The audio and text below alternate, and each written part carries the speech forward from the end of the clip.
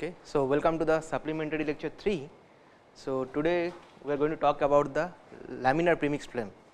So far Professor Poinzo has already introduced to the laminar premixed flame already. So he has covered a lot of things in that. So it will be more or less repetitions with some more detail. So let us start. So first we would like to know that what is a flame. Okay, so many of us know the definition. So a flame is usually the visible and gaseous part of a fire, so which is caused by the exothermic reaction, right.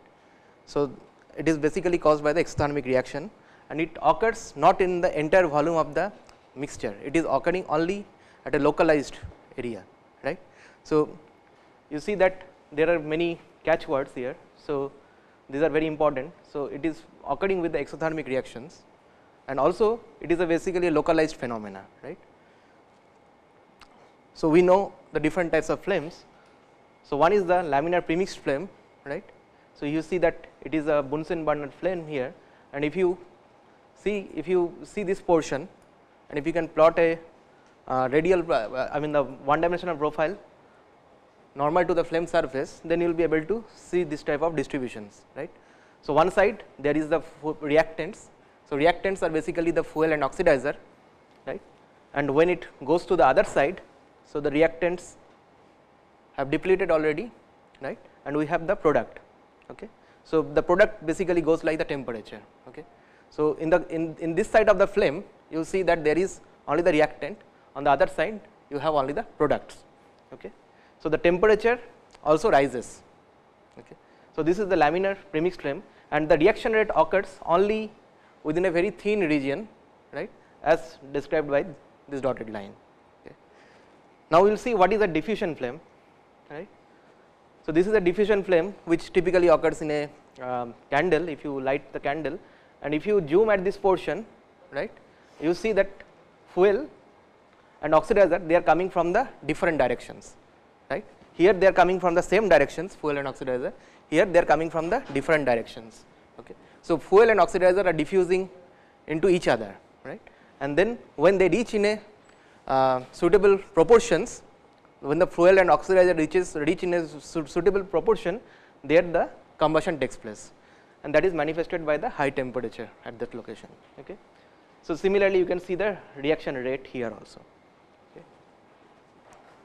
So there is a difference between the reaction rate what you see here. Here it occurs, I mean with the rise in temperature in the second half of the flame, and here actually it occurs where the temperature is almost the maximum, right, and the both side the temperature diffuses. Okay. So next we will, in today's lecture we will basically focus on the laminar premixed flame. In the tomorrow's lecture we will talk about the non-premixed flame. So let us discuss the outline of the today's presentation. So first we will discuss the qualitative descriptions of the laminar premixed flames, okay, how they look like, and then we will see that what are the different mechanism that basically propagates the laminar premixed flame, and what are the different characteristics quantity, right. The characteristics quantities are the laminar burning velocity, and another is the ignition delay. Okay. So these are the characteristics of the laminar premixed flame. So that we will discuss, and then we will do a simplified analysis for the laminar flame speed, and we will calculate the flame thickness as well. Okay. Further we will discuss that what are the factors that influences the laminar burning velocity and the flame thickness. So we will basically focus the dependencies on pressure, temperature, and then the effects of fuel types, and then the equivalence ratio. Right. We will discuss their effect on the laminar burning velocity. We will come up with the numerical description of the laminar flames, although we are not going to solve them numerically, but we will discuss the governing equations, and then we will discuss the results. We will talk about the flammability limits, and then how to ignite a flame, right. You have a premixed, I mean the hydrogen air or whatever hydrocarbon-air mixture, but you need some mechanism to ignite it, right. So in the ignition becomes very important. It will not automatically ignite. Suppose you are your mixture is at the room temperature, it will never ignite. Okay. So you need some excitations to provide. So we will talk about the ignition, and then the quenching of laminar flames. So we will see that under what circumstances this laminar premixed flames quenches. Okay. So that we will derive the quenching distance for the laminar premixed flame. Also we will briefly talk about the flame stabilizations and okay. So premixed flames is basically a self-sustaining propagation of a localized combustion zone at subsonic velocities. Okay. So there could be supersonic velocities, the combustion can take place in the supersonic regime also, but that is basically detonation. So we are not talking about the detonation at this stage. We will only limit our discussion to the deflagration case. Okay. So what we are saying that it is a self-sustaining propagation of a localized combustion zone. So it is localized and it is limited to a I mean only a portion of the mixture, right. The flame is located only at a certain position. Okay. So it is highly localized. Okay. So flame must be localized and it occupies only a small portion of combustible mixture at any point of time. Okay. So deflagration we are talking about. So that deflagration occurs at the subsonic case where the Mach number is less than unity. Right. But it can, the combustion wave can also be propagated at a supersonic velocities, that is called detonation. So we are not talking about that detonation now. So fundamental propagation mechanism for both deflagration and detonations are different. Okay. So here is the Bunsen burner. So it is one of the example of the premixed flame. So you can control the fuel air supply through the Bunsen burner and you can change the regime of the type of flames. Okay. So you can operate the Bunsen burner in the premixed mode and you can operate Bunsen burner in the diffusion mode or in between, right. So depending on the fuel air supply you can change the flames, right. For example, if you see on the extreme right hand side you have the pure premixed flame. Okay. And if you slowly increase the fuel, I mean here you have the both fuel and oxidizer that is coming out through this tube. Okay. Now you decrease the air supply. Okay. So then you enter the partially premixed regime. Okay. And if you come towards this you will get a diffusion flame. So when there is no air supply. Okay. So you can operate it in different regimes and characterize the flame. Okay. So this is a typical premixed flame. So premixed flame, so what you can see here is the premixed flame, right, and the post combustion there is another flame. Okay. So if the mixture is very rich, okay, then whatever the combustion product is there you still have some amount of fuel left and that fuel can burn in a secondary regime. Okay. So that is a diffusion flame surrounding the premixed flame. Okay. So these are the examples of premixed flames. So we have typically see the premixed flame in the gas ovens, right, domestic gas ovens, heating appliances, Bunsen burner, and sometimes it is being used in the industries also, right. So why should we study laminar premixed flame, right. So it is important to know that what is the laminar burning velocity and thickness. So these are the prerequisite towards our study for turbulent premixed flame, right.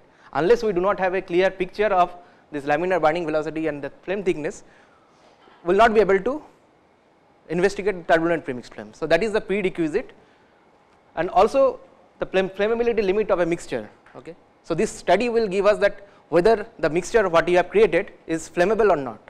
Okay. Further we will see the transient behavior, for example ignition and extinction, and the extinction can occur due to flashback and blow off. So we will see that. Also this is, as I said, that this is the prerequisite to the study of turbulent premixed flame, because the same physical processes govern both the laminar or the turbulent premixed flames. Okay. So therefore many turbulent flame theories are based on the underlying laminar assumption. Okay. So you see here a flat flame. Okay. So that is created out of a burner. So here you are supplying fuel and air, and that is coming at a velocity, and then it is leaving, and here you see a flat flame front. Okay. Now what will happen if you increase the velocity of the jet that is coming out? Okay. Whether it will remain flat? The question is that if you keep on increasing the velocity, the flame front will not remain flat. Okay. So it will make an angle. So it will be just like a conical flame, what you see in a Bunsen burner. Okay. So this is basically the cone angle for this conical flame.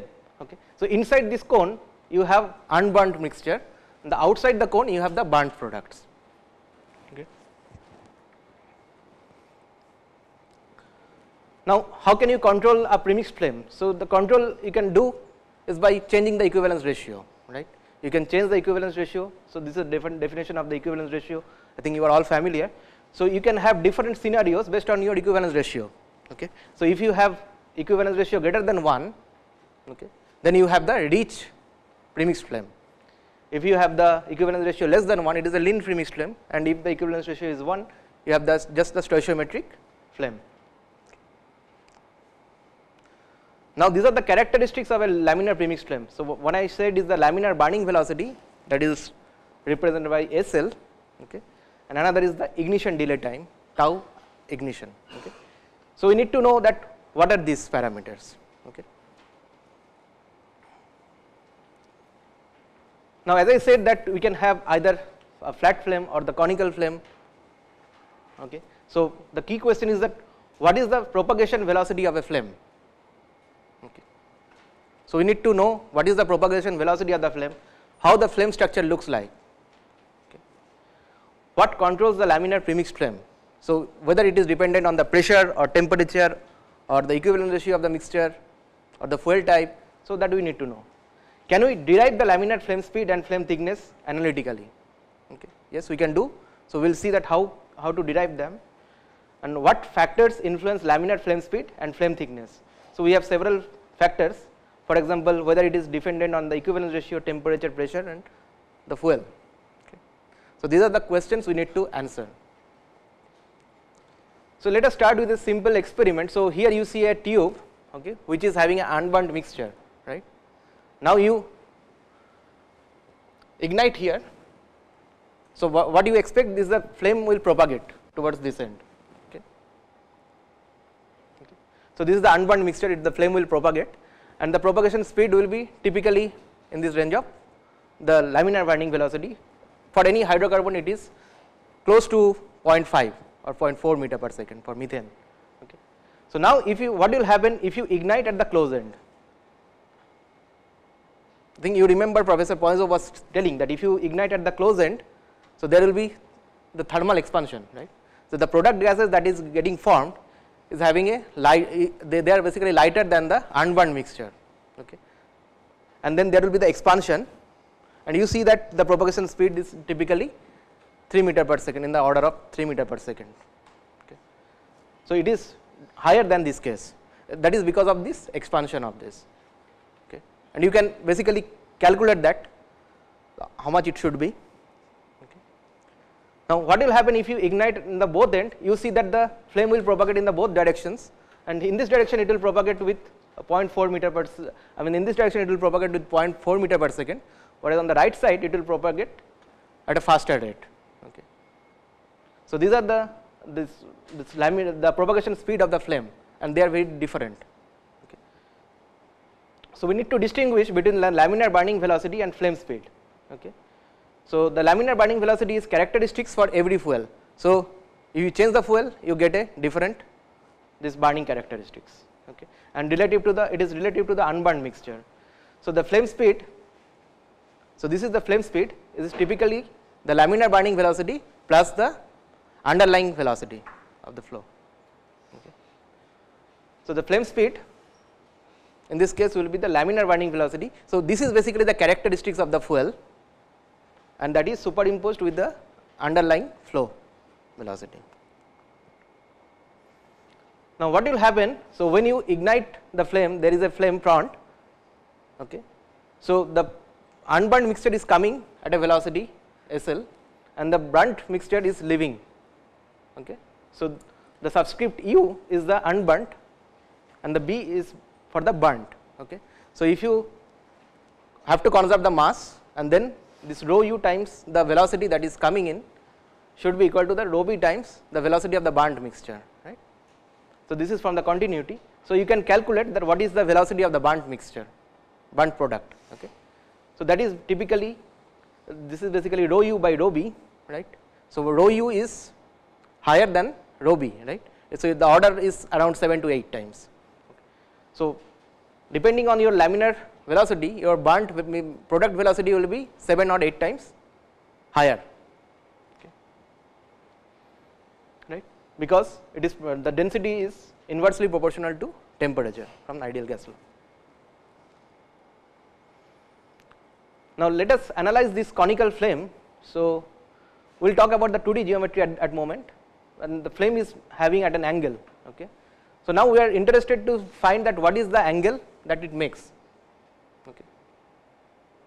So, the velocity of the jet is Vu, okay, and you know that the laminar burning velocity is constant, okay, it does not change for this fuel, okay, it is the same everywhere. But now, what makes this conical shape actually? That is the question. So, why you see a conical shape, and what should be the height of this cone, or basically the angle alpha? Okay.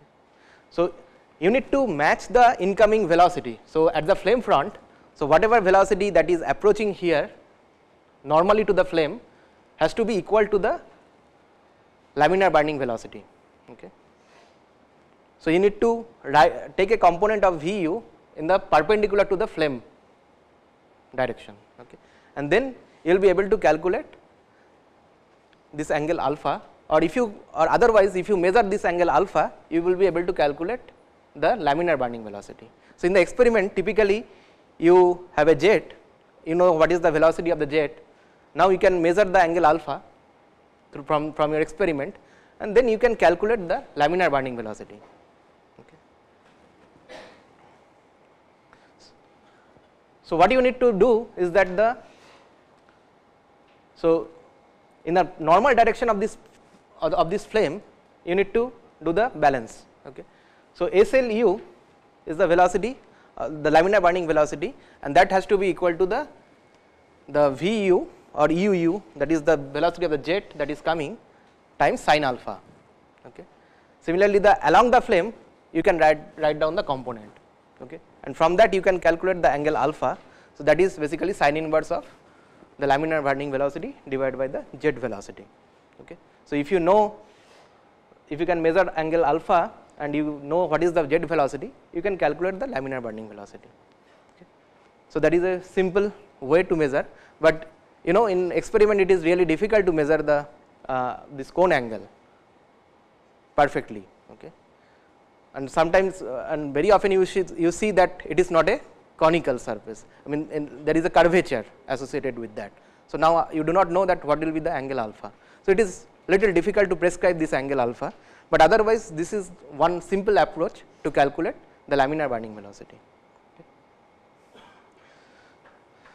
So, now we talk about a simple flat flame, that is the 1D flame that is stationary, and we write down the balance equation. So, you are all familiar with this equation, so I will not go in very details. So, the conservation of mass and momentum and energy, right, and you can also write down the conservation equations for species concentrations, right. But if you assume that for the pressure and temperature you have reached the chemical equilibrium, then you do not need to write down the conservation equation for the species concentrations. If you know pressure and temperature, you can get what is the chemical composition at that pressure and temperature, right.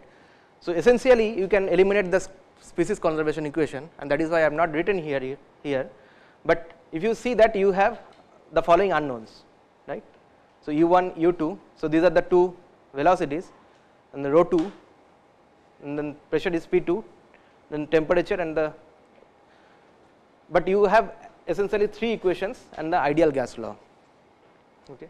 So, for the time you can assume that T and Y, I mean the Y is basically a function of P and T, right.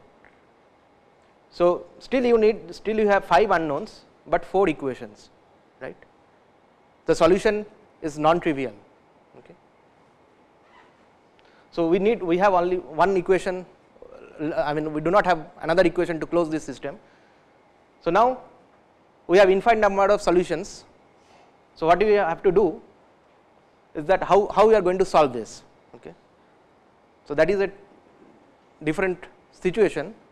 So, now we can we can have two different types of approach, I mean depending on the whether you are in the Mach number greater than 1 or Mach number less than 1, and you have detonation and deflagration, right. So, the solution of this equation will lead to that, but I am not going into that details at this moment. I will do the analysis for the deflagration case, right. So, what is there? So, we see that the flame structure is just like this. So, one side it is the reactants that is separated by a thin flame front, and the other side there is a product. Okay. So, the reactants are basically like this, and temperature goes like this, and you have the products, right, on this side. And you have seen that there is a chemical heat release, but that is only limited to a very thin region of the flow. Okay. So, in this side you see that there is only a very little amount of heat release. Okay. The majority of the heat release takes place in the second half of the flame. Okay. So, that will be more clear here. So, what you have here, you have the preheat zone. Okay. So, where you heat the mix, where your incoming mixtures are getting heated up, right, the temperature rises little bit here, and then in the second half there is the reaction going on. Okay. So, first half is the preheat zone. Okay. So, where the radicals that is produced here, they get diffused in, also there is the diffusion of the heat in the preheat zone. In the second half there is a reaction zone where you see the high rate of heat release. Okay. So, this is the dotted line, dashed line. Okay. So, this is the heat release rate represented by the blue dashed line. Okay. Also you see the products that is only getting formed in the reaction zone, okay, and it continues to go increase here. So, the reaction zone is basically a very thin area, thin region, and it is typically less than 1 millimeter. Okay. Whereas the but in the second half of the reaction zone, still you see that there could be some amount of reactions going on, because you know that there are still more radicals, and then they get there is third body reactions that takes place there. Okay. So, essentially the laminar premixed flames are driven by the diffusion of the heat and the radicals. Okay. So, the heat is getting diffused into the fresh mixture, and the radicals are also getting diffused in, and then that sustains the laminar premixed flame. So, yeah. Yeah.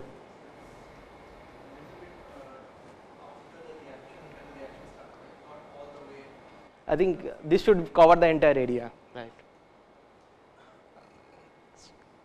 So, this is the total area where you see the visible flame, where you have the radicals. Okay. So, you see the flame because of the radiation that is from these radicals. Okay. Yeah, that should be extended. So, I mean that is a mistake from my side. Okay. So, it is convenient to divide the flame into two zones. One is the preheat zone, where very little heat is released. Okay. So, bulk of the heat is released in the reaction zone. Okay. So, in the reaction zone again you can think about that there is a very thin region of fast chemistry that basically where all the fuel molecules that is coming in are getting destroyed, and that is creating the intermediate species. Okay. And it is basically dominated by bimolecular reactions in the very thin region of the reaction zone. At atmospheric pressure, first zone is usually less than 1 millimeter. Okay. So, the first reaction zone that takes place is typically less than 1 millimeter, and but you have a wider region of slow chemistry where you see the third body radical recombination, and also there is a final burnout of the CO radicals, and that is going to CO2.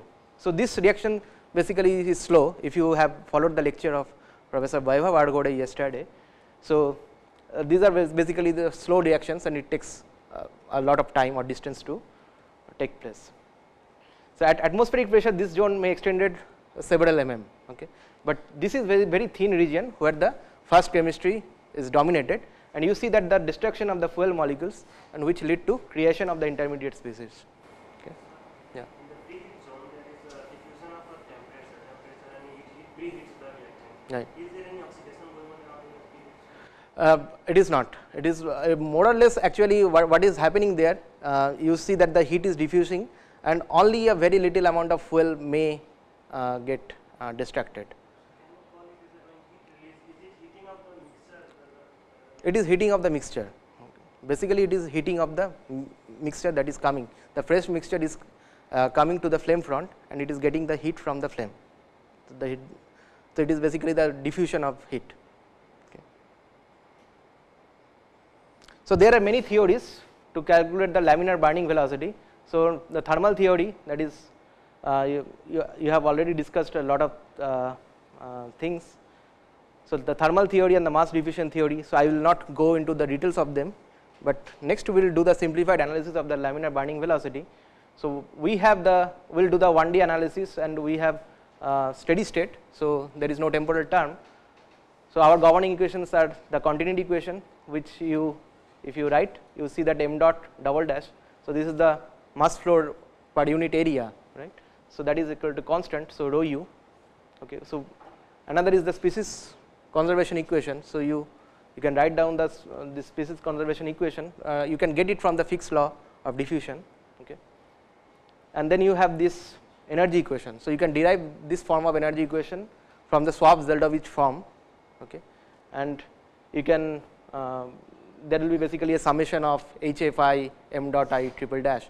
So those terms you can simplify and put it like this. So here we have assumed that the fuel and oxidizer is going to product. Okay. So this is determined by single step reactions, and we have assumed that Cp of all the constituent elements are same, and kinetic energy and potential energy change is negligible, and also we have assumed that there is no pressure change across the flame, or it is very negligible. Okay. So these are the assumptions which we made to derive these equations. Now we need to solve them. So what we can do, we can write down the boundary conditions. So if I write down the boundary conditions for the temperature, so you see that temperature at when you are very far from the flame and you are in the fresh mixture, that is x tends to minus infinity, that is the unburnt mixture, the temperature is Tu, and in the burnt mixture, if you are very far from you are at the infinity, then the temperature is Tb, okay, the burnt, and the dt dx is 0 at x equal to minus infinity and x equal to plus infinity. So these are the boundary conditions, and we can try to solve these equations. So what we need to do, we need to integrate first. So first integration we will carry out between minus infinity to plus infinity. So you have these equations.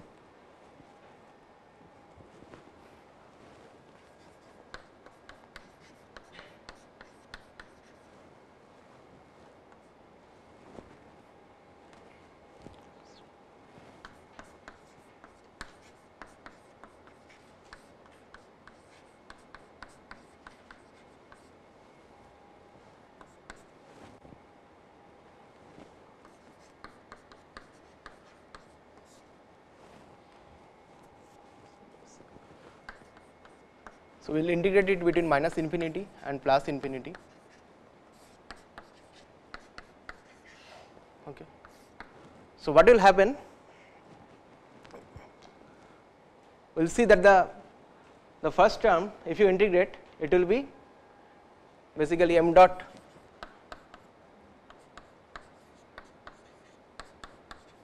so which is nothing but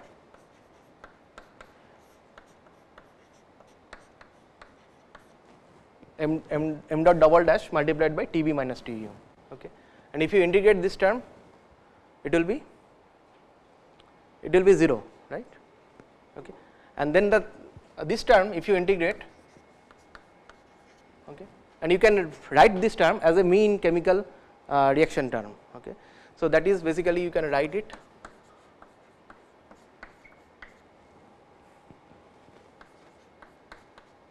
okay. So omega f bar is the mean chemical source term. Okay. So this is after integration you will get this. Okay. Also you can represent the flame so this is the temperature profile across the flame, okay, and you see that you can represent this flame shape and the variation in temperature by a linear profile, okay. So it is almost a linear variation within the flame zone, okay. And if you can assume the linear variation, then you can write the dt dx as Tb minus Tu by delta, okay. So this is the gradient of temperature within the flame, okay. Now you can represent this from this step. You can, so basically this is your after you write down the average reaction rate term, okay. Now you can carry out this another integration, that is basically so you need to carry out the integration here, okay. So this is T unburnt and this is the T burnt, and in the middle you have the mean temperature, that is basically T unburnt plus T burnt divided by 2, right. So now you will carry out another integration from minus infinity to the middle of the flame, okay. So that is the second integration, and if you carry out that second integration, you see that the first term it will be, so if you start from this,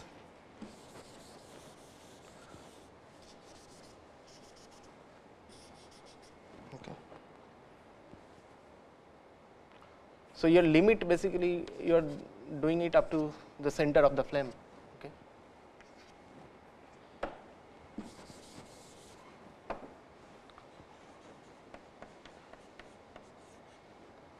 So if you write in terms of the temperature, this is the unburnt temperature, and here at the middle of the flame you have T unburnt plus T burnt by 2, okay. And now here what will happen, if you integrate it, you will get a term, okay.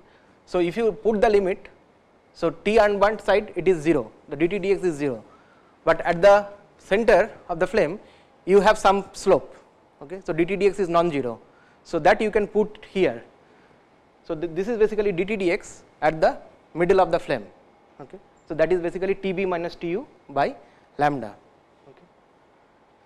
So now, but the chemical reaction source term, if you look at, so if you carry out the integration between the minus infinity, which is the fresh mixture, and the middle of the flame, if you carry out the integration, it is basically 0, because we have assumed that the heat releases only in the second half of the flame, okay. So there is no heat release in the first half, that is the preheat zone.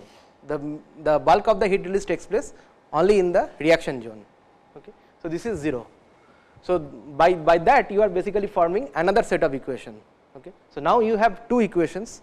So this is the second equation, and we have already have the first equation like this, okay. So now if you solve them, you will be able to get the variables of interest, that is basically m dot double dash, and m dot double dash is again we have already seen from the continuity, that is equal to rho u times SL, okay. So you can calculate flame speed, right. So this is the flame speed, if you put if you can that you can calculate from this expression m dot double dash divided by rho u. So this is the laminar burning velocity, and you can also calculate the flame thickness from this, right. So if you solve these two equations, you will get m dot double dash and delta, right. So delta is this, okay.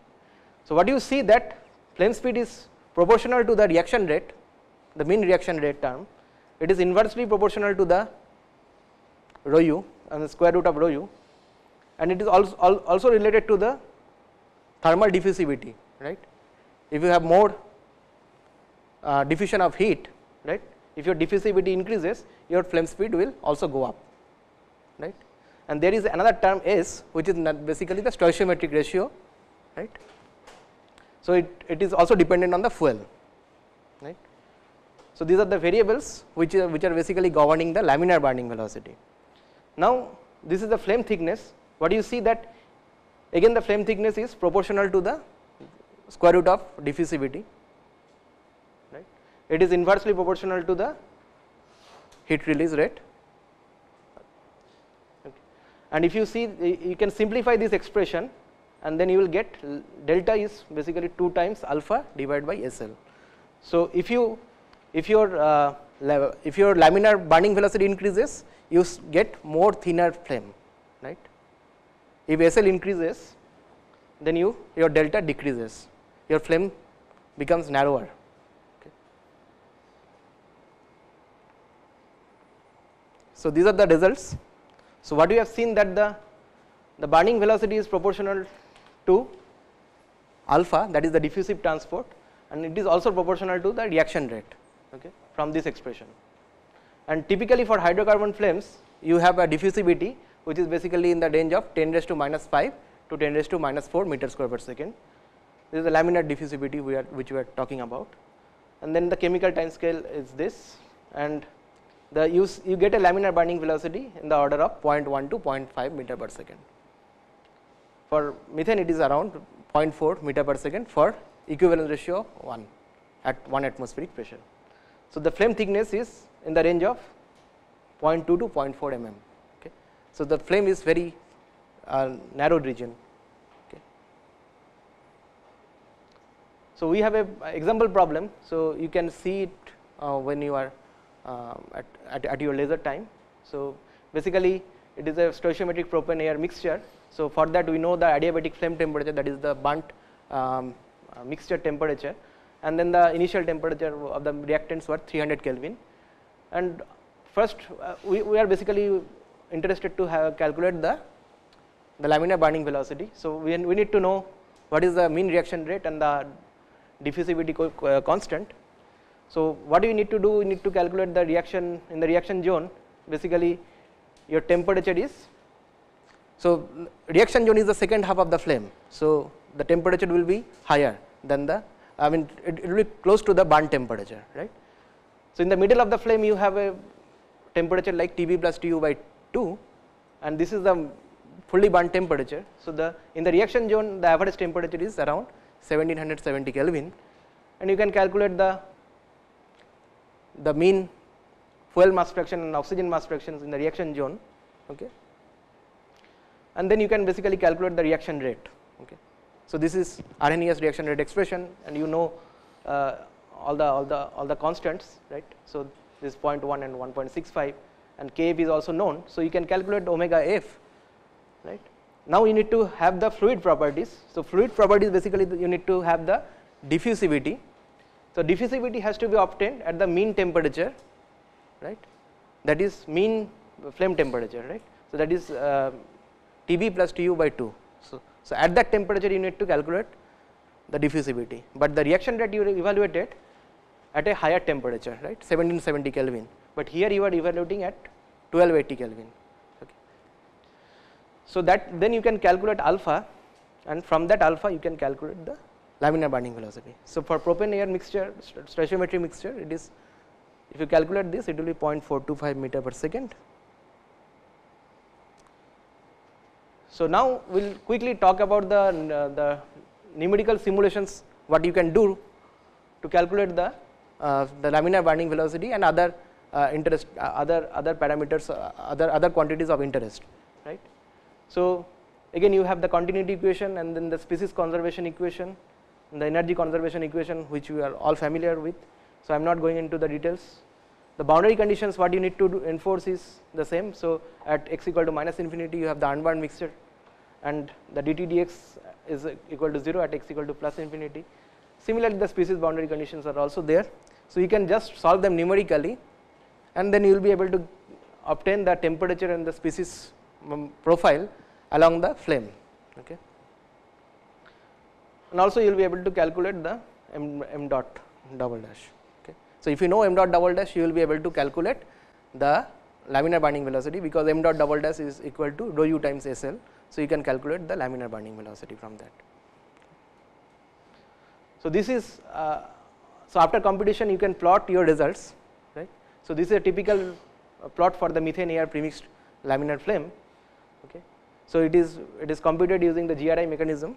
So you see that the methane is getting depleted here in this zone, okay, and you see that there is a simultaneous rise in the temperature, okay, and also you see that the products are getting formed here, the CO2, and it keeps on increasing, although the rate is very slow here in the second half of the flame.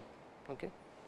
In the first half of flame, the rate of increase in the product is very rapid, but after that it takes a lot of time to develop, and that is basically this CO is also getting depleted, right. So, CO is getting converted into CO2 in the second half of the zone. Okay. Yeah. After the reaction zone, what was this temperature to increase more? So, there is actually the third body reactions are going on still, and then there is some like the conversion of CO into CO2. Yeah, these are some of these reactions are exothermic. Okay. So, that increases the temperature in the latter half. Okay. Now, you can see all the radicals that is getting formed. So, the radicals are typically getting formed in this zone. So, 0.5 to 1 mm in this zone, you see all the radicals are getting built up. Similarly, some more radicals like H2O2, HO2 and OH are getting formed. So, you see that there is a slight drop in OH here in this zone. So, that is because the H2O is getting formed here. Okay. So, this reactions are very slow in this zone because it involves third body. So, chances are having the third body reactions are less likely. So, therefore, the reaction rate becomes very slow there, and it takes a lot of time to develop. Now, you can plot the reaction rates for different species like omega dot H2O and omega dot CO, CO2 and H2O. So, this is possible if you can do the numerical simulations of this flame. Okay. So, these are the results from the numerical simulations, and you can quickly get the production rates of different species. Right. So, that we have plotted here, okay. And you see that there could be some amount of NO that is getting formed there. Okay. So, now let us talk about the factors that influences the laminar burning velocity and the flame thickness. Okay. So, we have already seen that the laminar burning velocity is directly proportional to the diffusivity, and it is directly proportional to the reaction rate. So, the initial reactant temperature, if you keep keep the same, it will not affect much, but if you change the diffusivity and the reaction rate, so the laminar burning velocity will change. Okay. So, same thing about the laminar flame thickness. So, here we can express the laminar burning velocity in terms of the different parameters, like, so you have basically the same expression I have rewritten. So, alpha square root of alpha times mean reaction rate divided by the rho 1. So, rho 1 is the initial reactant temperature, initial reactant density, right. So, alpha is basically lambda by rho Cp, and you know that lambda is basically goes like this. So, T to the power of half. Also, there is a molecular weight in picture, and the density is basically proportional to pressure by temperature times molecular weight. So, you can just express all these parameters, right. So, alpha, omega and rho 1 in terms of the temperature and pressure and other parameters. Then you will be able to get a complicated expression of laminar burning velocity, and from that you will be able to see that the laminar burning velocity is proportional to the pressure to the power n minus 2 divided by 2. Okay. So, n is for a typical hydrocarbon flame, it is between 1 to 1.8, or basically it varies from 1 to 2. Okay. So, you know that how the laminar burning velocity depends on pressure. So, it is basically inversely proportional, it is directly proportional to the p to the power n minus 2 by 2. Now, if you substitute n equal to 1, then you get the dependence, or n equal to 2. Okay. Similarly, the laminar burning velocity also depends on the unburnt temperature. So, if you increase the unburnt temperature, it should increase. Okay. Also, if it is dependent on the burnt temperature. So, burnt temperature is basically the adiabatic flame temperature that of the mixture, right. If you change the burnt temperature, then also it will increase. So, same thing about the flame thickness. So, you see that the flame thickness is also proportional to the p to the power of minus n by 2. Okay. So, we will see in plots that how these parameters affect the laminar burning velocity and flame thickness. Okay. So, effect of unburnt and burnt gas temperature. Okay. So, what do you see that no large influence on the reaction rate, For example, if you increase the unburnt temperature from 300 to 600 Kelvin, your burn temperature will only change marginally, right.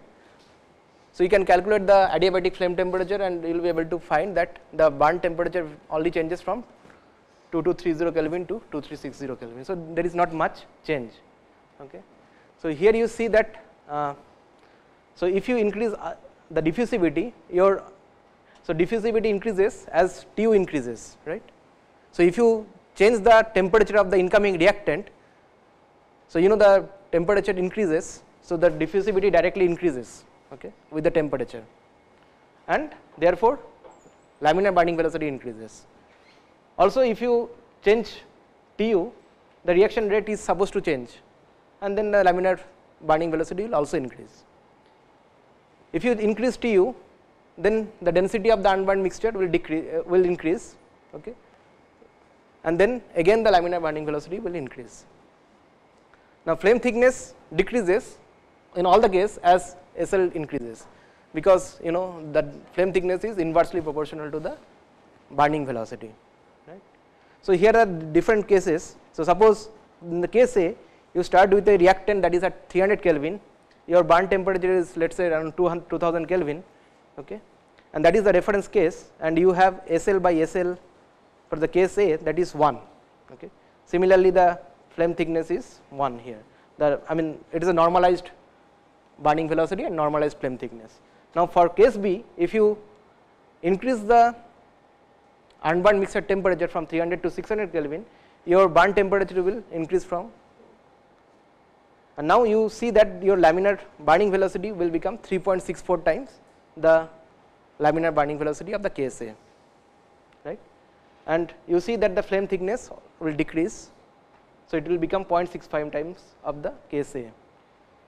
Now, if you start with the case C, where you have the initial reactant temperature 300 Kelvin and your final temperature is 1700 Kelvin maybe, and then you see that there is a drop in the laminar burning velocity, and you see that there is an increase in the flame thickness. Okay. So, whenever there is a decrease in the laminar burning velocity, you see that the flame thickness increases, or vice versa. Okay. So, these are the some of the plots. So, the variations of laminar burning velocity based on the temperature of the reactants. So, you see that it basically varies as T to the power of 1.9, so T to the power 2. Okay. So, these are basically experimental results that we have derived, and we have already seen that in the experiment that SL is proportional to the TU to the power of 1.5 to 2. Okay. So, again the laminar burning velocity varies with the temperature of the product. So, that is plotted here. So, I will not discuss much on this. So, effect of pressure, you can see that the laminar burning velocity decreases with the increase in pressure. Okay. So, this is plotted in the logarithmic scale. So, you see that SL is 43 times P to the power of minus half. So, we have already obtained that SL is proportional to P to the power of n minus 2 by 2, right. So, if you put n equal to 2, then what you see that your flame speed is independent of pressure, right.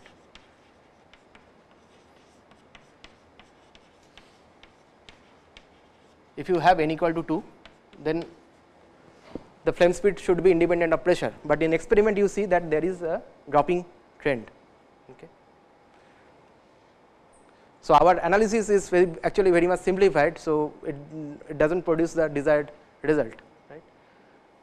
Also, now the effect of equivalence ratio on the laminar burning velocity. So, this is basically the stoichiometric proportion, and you see that at the stoichiometric value of the mixture you have the maximum laminar burning velocity, and on either side of the stoichiometry there is a drop in laminar burning velocity.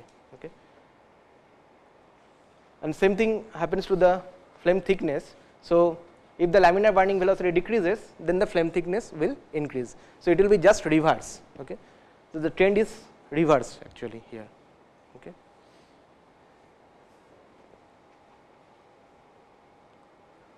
So, So these are the plots of the laminar burning velocity for different fuels. So you see that, so actually in the x axis we have the volume percentage of fuel, so you can calculate the equivalence ratio, and in the most of the cases you will see that the peak appears at the stoichiometric mixture, right. But here you cannot distinguish because I have plotted the volume percent of fuel. Okay. So what you see that all the hydrocarbons typically range between 40 to 60 centimeter per second, that is the laminar burning velocity that we have, but except the C2H4. Okay. So the effect of inert gas. So if you in air you are basically having oxygen and nitrogen. So now if you replace nitrogen with argon or helium, so you get an increase in the laminar burning velocity. So basically the Cp of the gas mixture decreases when nitrogen is replaced by the argon, right. And you see the effect of Cp here. So SL is proportional to the square root of diffusivity, and you see that Cp is coming here. So if Cp decreases, then there is an increase in the laminar burning velocity. Again for lighter gas like the helium, there is an increase in laminar burning velocity. So I will take a break now, and then we will talk about the other things like the ignition and the quenching distance and the flame stabilizations. Okay. So far we have seen that the premixed flame structure, and we are basically familiar with this, but now there is a question that is there a characteristics quantity that can describe the flame. Okay. For example, if you are familiar with the non-premixed flame, then the mixture fraction is one such parameter that can describe the diffusion flame or non-premixed flame. But is there any characteristics that can basically describe the flame structure for the premixed flame, right? So we can define a progress variable, right. So progress variable is basically a parameter that can basically describe that whether you are in the unburnt mixture or the burnt mixture or in between, right. So it is basically defined by the parameter C, right. So if it is 0, then you are in the unburnt mixture, okay, and if it is 1, then you are in the burnt mixture, right. And this is basically the definition of the progress variable. So it is 1 minus YF by the YF at 0. So this is basically the fuel mass fraction that is coming at the unburnt fuel mass fraction, right, and YF is the fuel mass fraction at any location within your flame, okay, or within your domain, right. So you can if YF is equal to YF0, then you would recover C equal to 0, that is you are in the unburnt mixture. Now if YF is equal to 0, then C is equal to 1, then you are in the burnt mixture. Similarly, you can define the progress variable based on the temperature also. So I am not going into the much details of this, and you can write down the transport equation just like the transport equations of the other variables, but for in the mixture fraction equation it is similar to the mixture fraction equation, but there is an extra term that is omega C that comes from the chemical reaction. Okay.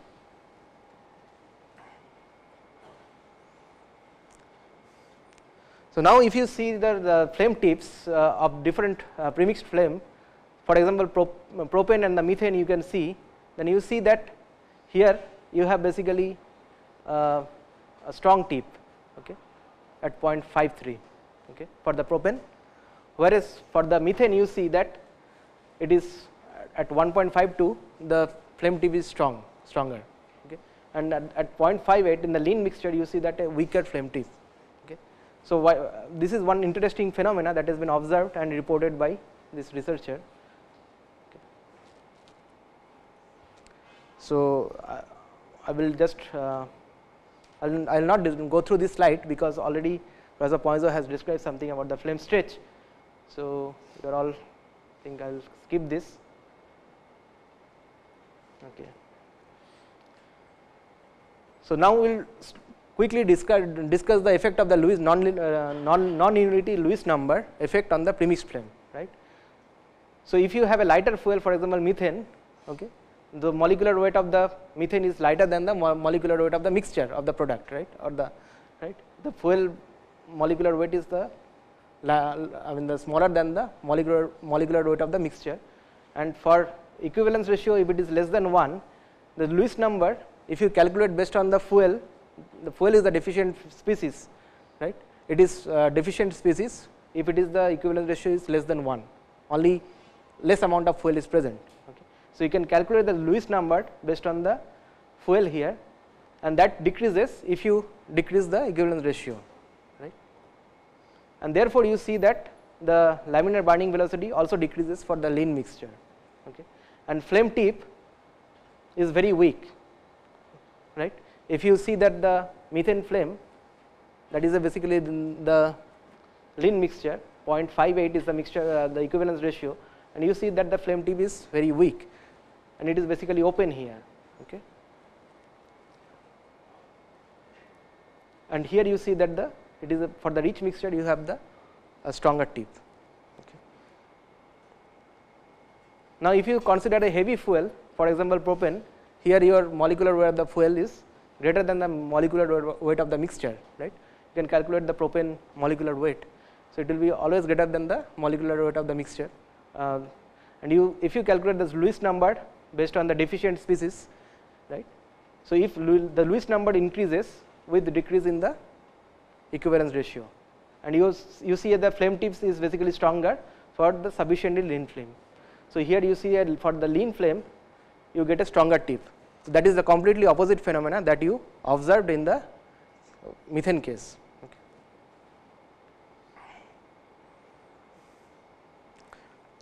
So, again I think Professor Poisson today morning has discussed about the laminar burning velocity and the dependence on the Markstein number and all this. So, I will not go through in this. So, now we will come to the ignition and stability part.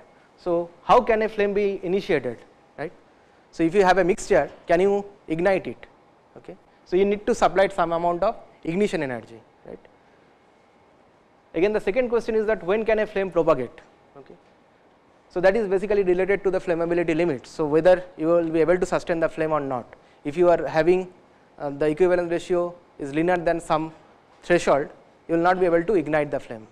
Again similarly, if you have a mixture that is richer than the threshold, another threshold point, then you will not be able to ignite that.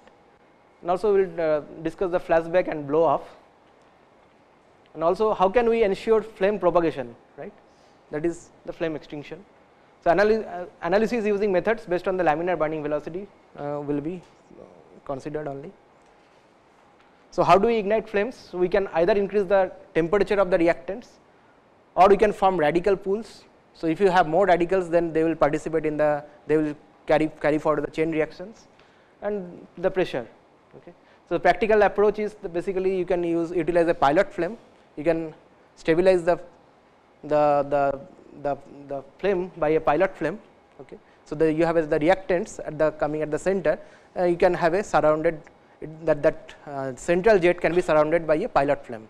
Okay. So, that could be one scenario, or you can provide a spark into the mixture. So, that is basically the spark ignition or laser, or it can be the supersonic flow. You can have a shock or hot wire, right. So, this is the ignition delay time based on the temperature. So, quickly go through this.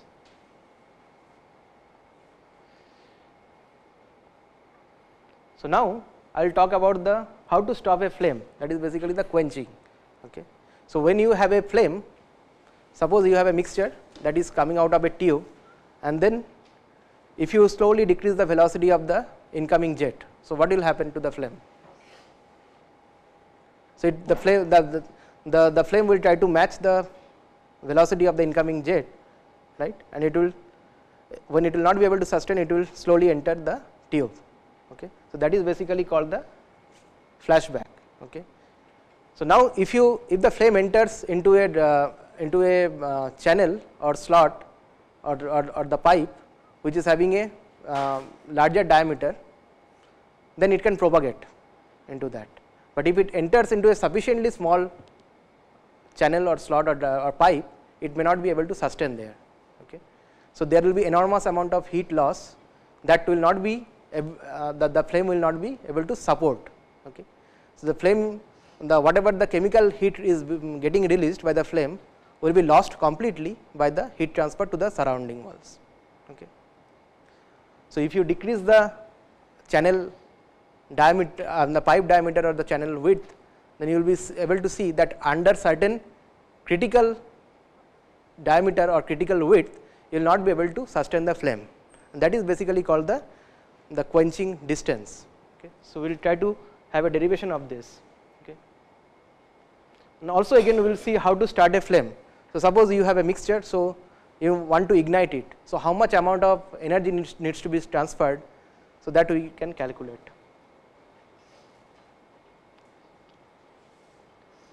So, for example, quenching distance. So, suppose there is a pipe which is bringing the reactants and you have a flame, right. Now, if you decrease the velocity of the incoming jet, right. So, if the jet velocity is greater than the laminar burning velocity, then the flame will propagate, right. Now, if the jet velocity, if you reduce such that it is less than the laminar burning velocity, then it will try to enter the pipe, that is called the flame flashback. Now, quenching distance is the diameter below which the flame cannot propagate further into the pipe. Okay.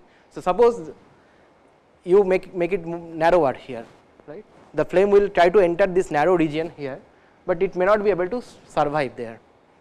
Okay. So, you can derive that based on the simplified analysis. So, consider that here we have a channel which is having a width d, okay, and this is basically a small region which is identified by the flame thickness delta. Okay. So, this is the flame thickness delta, and then the reactants are coming with a velocity vu, and then it is being balanced by the flame, that is SL. Okay. Now, there is a heat loss to the surroundings by the conduction through the wall. Okay. So, now we need to, so whatever amount of heat is being liberated at this volume, if it is equal to the heat loss to the surroundings, then the flame will die. Okay. So, what is the amount of heat that is being released in this volume? Suppose the volume of this portion is V, right, and Q dot triple dash is the amount of heat that is being liberated by the chemical reactions, right. The Q dot triple dash multiplied by V is the amount of total amount of heat that is released here, right.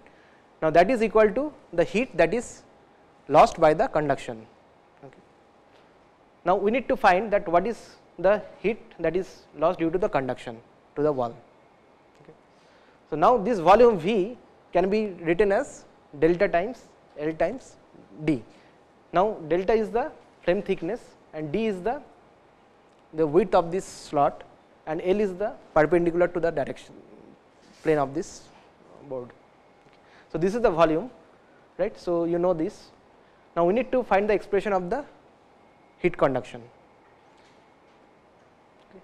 So, that you can use the Fourier's law and you can write down the heat conduction equation. So, Q dot conduction equal to minus Ka dt dx at wall.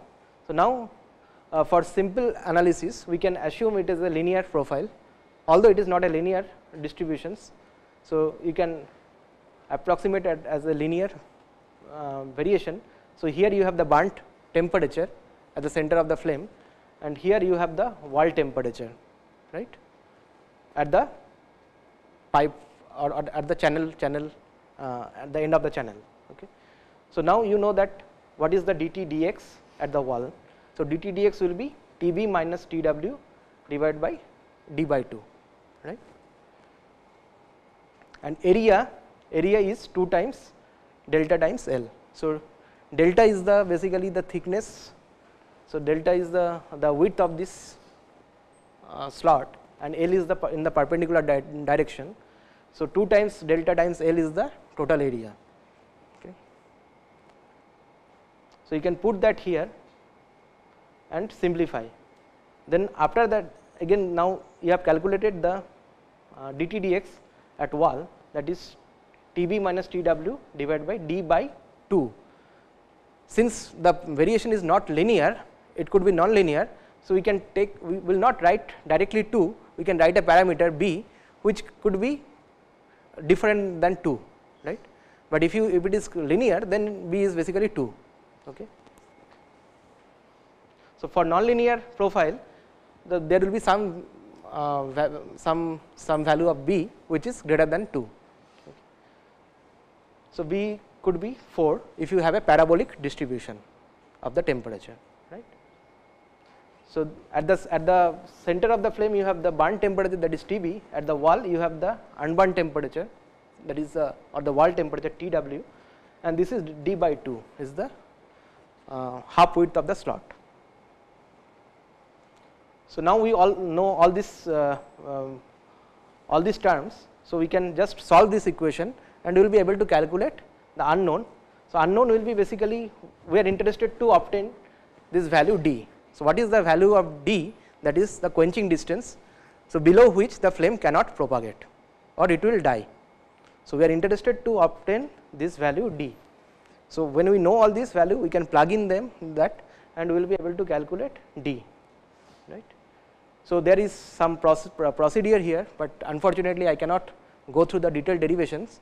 So, I will distribute the slides, so you can go through that, and eventually you will be able to obtain d, that is basically like the laminar flame thickness. Okay. So, the quenching distance is the almost equal to the laminar flame thickness.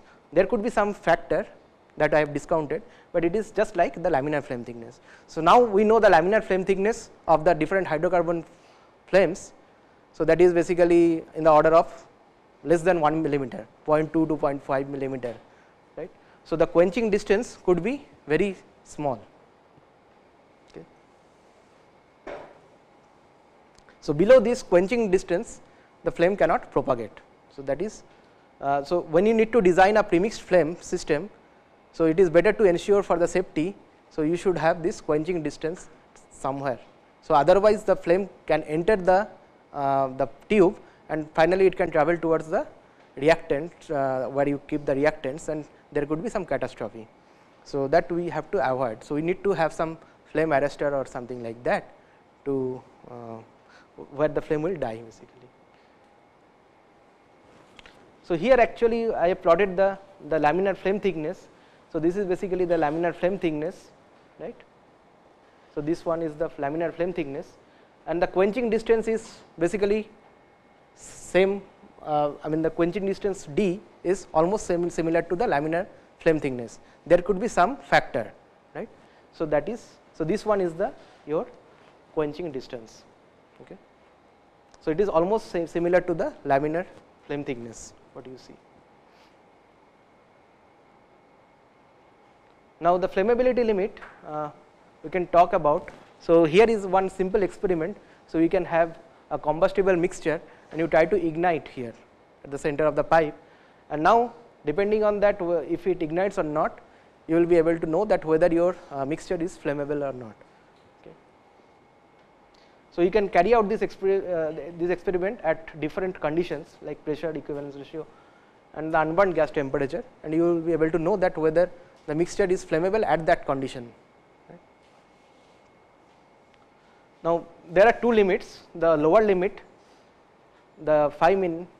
Okay. So, this is the leanest mixture that will be allowed to ignite, okay. And then upper limit 5 max, that is the richest mixture that will be allowed to burn. Okay. So, at atmospheric condition, so use for the methane you see that the minimum equivalence ratio is 0.46 and the maximum is I think this should be maximum. So, it should be 1.64, and for the propane it is almost 0.51 and 2.83, and hydrogen can ignite at a very low equivalence ratio. So, 0.14 and it is upper one is 2.54. So, the flammability limit, so very rich and very lean mixtures do not ignite, right. If you have a very rich mixture, it will not ignite. Same thing applies to the very lean mixture. Now, rich or lean flammability limits, as you see, as you have already seen, that depends on the fuel and oxidizer type, temperature, pressure and the geometry, right. So, for simple hydrocarbons it is in the order of 0.5 to 2, in that range you have the flammable mixture. The rich flammability limits are strong function of pressure. So, as you see that for the methane case, if you increase the pressure, okay, so rich limit increases rapidly, right. So, you can get more and more your flame upper limit increases, right, whereas you see that the lean limit is almost independent of the pressure. Okay. So, geometry and surface more important close to the lean flammability limit. So, suppose you have a these factors actually influences the lower limit of the flammability. Okay. So, spark ignition. So, here there is an example of the laser beam of diameter approximately 3 mm, okay, that is heating the ozone and oxygen, right. So, you have a ozone and oxygen mixture, and that is about at 700 Kelvin, and you ignite it using the laser beam, okay, and after 300 microsecond that causes self ignition, okay, and you see that the variation of temperature and then the radius of the spark, okay, and with time, okay. So, these are 3-dimensional plot. So, in this axis you have T by 1000 Kelvin, and here you have the radius of the spark, and in this you see the time in the millisecond. So, you see that it takes some time to about 300 microsecond to cause the self ignitions. Okay. So, how large does the spark needed to be, and how much energy is needed to provide. So, you need to design that how much amount of energy you need to provide to start the ignition, right. So, that we can carry out by a simple analysis. So, spark ignition is basically heating a small volume of gas mixture. So, minimum gas volume is the critical radius, right. So, suppose you have a sphere with a critical radius of RC. So, this is the minimum gas volume above which the flame will propagate. Okay. So, if your volume is smaller than this red boundary, then it will not be able to ignite. Okay. So, you need to first obtain the critical radius, and then you will be able to calculate the minimum ignition energy that is needed to ignite. Okay. So, again we will assume the simple single step reaction. So, fuel plus oxidizer is going to product, and this is the amount of heat release in that volume. So, this is a spherical volume. So, Q dot triple dash is the volumetric heat release multiplied by the volume of this sphere, and that is equal to the heat lost due to the conduction, right. So, first you need to determine that what is the critical radius of this sphere. Okay. So, Vc is the volume of the sphere, that is equal to 4/3 pi r cube, right, and area. So, you need to calculate the Q conduction. So, from the Fourier law again we will use that, and you need the area is 4 pi r square. So, you can put all of them, and Q dot triple dash can be written as the reaction rate. So, this is the m dot f, the rate of destruction of the fuel multiplied by the heating value of fuel. Okay. So, you know the Q dot triple dash. So, you can write down the heat conduction in terms of the Fourier law, and you will be able to calculate RC, right. RC is the radius of the sphere that will be able to propagate the flame, right.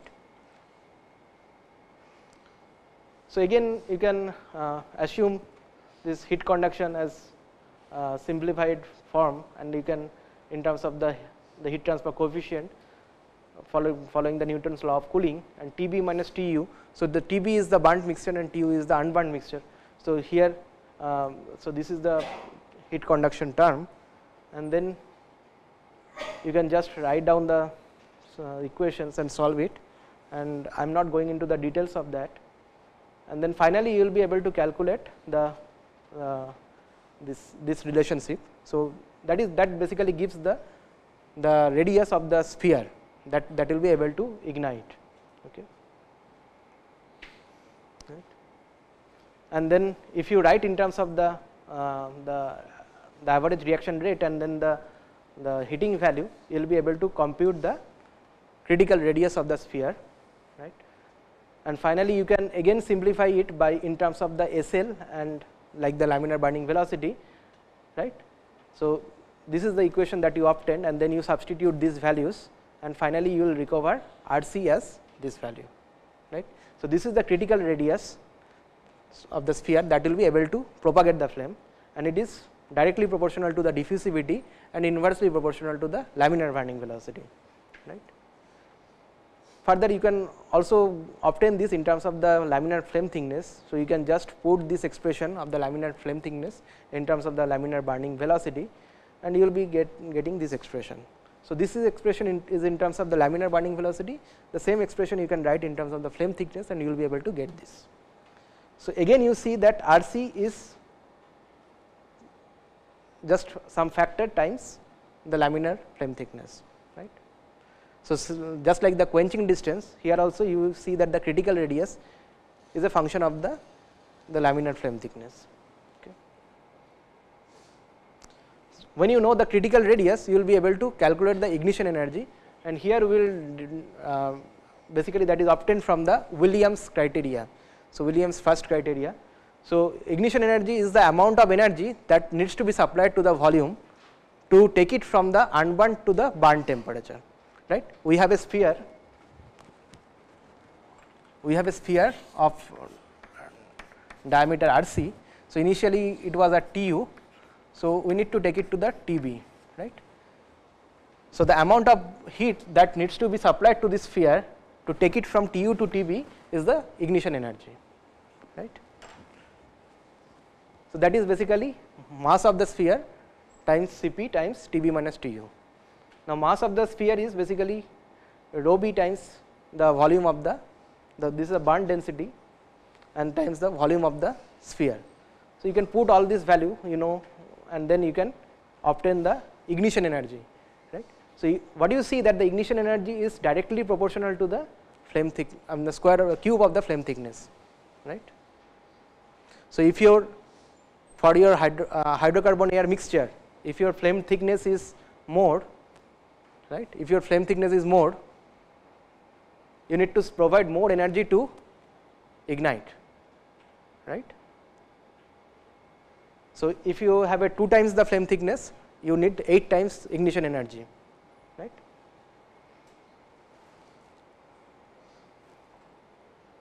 So, typical ignition energy for hydrocarbons is in this range 1 to 100 millijoule. So, that you can calculate. Yeah. So, the basically ignition energy is proportional to delta Q, and it is also decreases with increase in Tu, that you can see from here, right. Further, you can express this expression of ignition energy and write in terms of the pressure, right, and ultimately you will get, since the laminar flame thickness is dependent on pressure. So, you can substitute that value and you will get the dependence of the minimum ignition energy in terms of pressure, right. So, this is the relationship. So, ignition energy is directly proportional to the pressure, there is a factor. So, if you can put for hydrocarbon, it is N is basically 1 to 2 in this range. So, you see that the ignition energy is inversely proportional to the pressure, right. So, if you work at a very high pressure, then what will happen, that your ignition energy will decrease, right.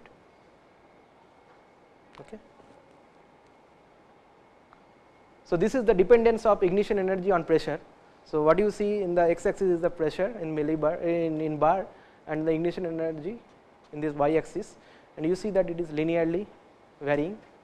This is from the experimental result, and then the dependence on the spark radius, right.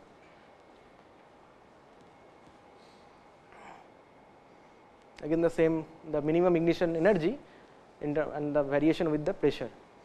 So, now this table summarizes the ignition energy for different fuel at different temperature. Suppose you start with the NHEP10 at 298 Kelvin, you need 14.5 millijoule to ignite it, right. Similarly, if you increase the initial temperature from 298 to 373 Kelvin, you see that there is almost 50% reduction in the ignition energy, right. That explains from our theory also, right. Now, if you increase it further, then you see that again it has almost reduced. The same thing happens for most of these fuels. So, for propane you start at 233 Kelvin, you need 11.7. Now, if you go to higher temperature, initial temperature, then your ignition energy decreases considerably. Now, this is the flame anchoring. So, what do you see that the flame attaches to the cold surface. Okay. So, what will happen near the wall, there is the heat loss, and then the laminar burning velocity does not remain the same near the wall. Okay. And then to match the local flame speed to the local flow velocity normal to the flame surface. So, the flame attaches here. So, flame speed is lower due to the heat loss. And you see this is the direction of the laminar burning velocity, and you see the you can approximate near the wall the jet velocity as a linear profile, right. Although it is the velocity varies as a parabolic distribution, but near the wall you can just assume it is a linear function, and you see that the flame speed is lower, okay, due to the heat loss at this corner, right. Okay. So, as the VU is increased, flame is pushed away and heat loss to the burner wall goes down, okay. And the flame speed increases and the flame remains attached to the burner with slight downstream shifting. So, it remains attached to the burner, but it little bit goes downstream. So, blow up occurs when VU is too large for the flame to get anchored. So, if VU is very high than the laminar burning velocity, then the flame will blow off. The other phenomena is the flashback. So, if VU is less than the laminar burning velocity, then the flame will enter the tube, that is called the flashback. So, the premixed flames can be stabilized, can also be stabilized, right. So, here it is stabilized by a blub body, right, okay, and it could be also stabilized using the swirled burner also, okay. So, swirl stabilized or the blub body stabilized flames, okay. So, I will stop here, and then in the next class we will talk about the laminar non-premixed flames. So, at this point if you have any question, then please. Sir, I have a question. Yeah. There is a discussion about quenching distance, and we have estimated roughly about the P is approximately equal to delta. Yeah. Yeah. But does that dependent on the channel size? I mean, when any channel, like I have a tube of this much diameter and this much diameter. No. So, suppose you have a tube, right. So, this is the diameter of the tube. So, D critical, right. Okay. So, D critical is the diameter below which the flame cannot enter the tube. Okay.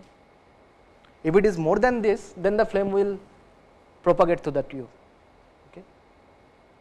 But D critical is the diameter below which it cannot survive. Okay. It will quench. So, there will be enormous heat, there will be heat loss from the side walls. So, in this derivations we have derived based on the planar geometry, we have a slot, right, but you can do the similar analysis in following the cylindrical coordinate system, and you will be able to find this. That means like delta is of the order of around 1 mm or 2 mm. Right. Then like we have to have that kind of channel. Right. We stop it. Right. Yeah. Like if you have a tube of that diameter which will quench it, but you derive the diameter based on the tube is at room temperature. But in actual device, when you are working, it also may get heated up. Right. So, are there some studies which determine that what is the effect of heat and how to prevent fire? Are there some papers on that? So, I am not familiar with this, but you can, if you know the heat transfer to the wall, and probably if you can calculate the temperature of the wall, then you will be able to find that, right. Yeah. In actual case, you know that what is, if you can measure the temperature of the at the wall, Yeah. then you will be able to find that from this analysis. For diffusion flame, yeah, for diffusion flame, yeah.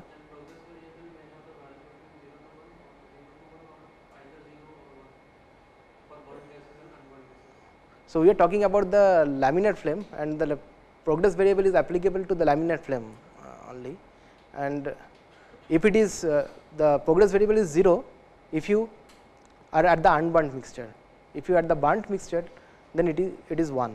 So, maximum value could be 1 and minimum is 0, and within the flame you have between 0 to 1, right.